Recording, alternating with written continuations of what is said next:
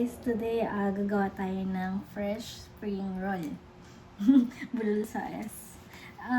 Ito yung mga ingredients natin. Yung shrimp, yung rice vermicelli, tapos yung carrot and cucumber, then yung rice paper natin, and warm water and lettuce. So, simulan na. Ang gagawin natin, Itong rice paper, ilulubog natin dito. Dapat even. Oops. Oops.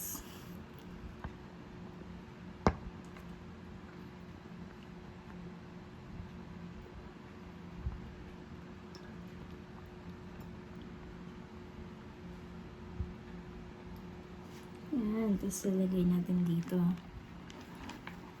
Sa ating board.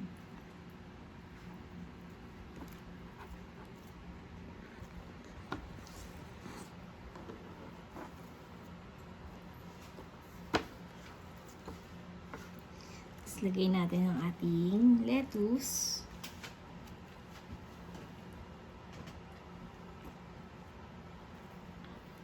Cucumber, then carrots, at ng ating rice vermicelli. Yan.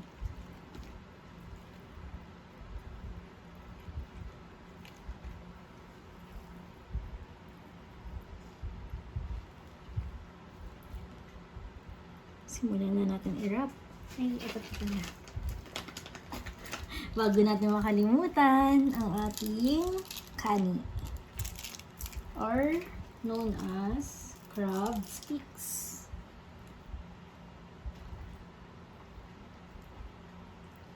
Yan. I-wrap natin siya maigi.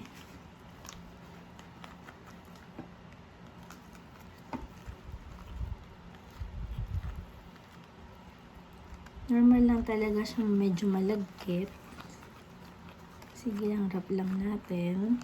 Tapos dito sa dulo, dito natin lalagay ang ating shrimp.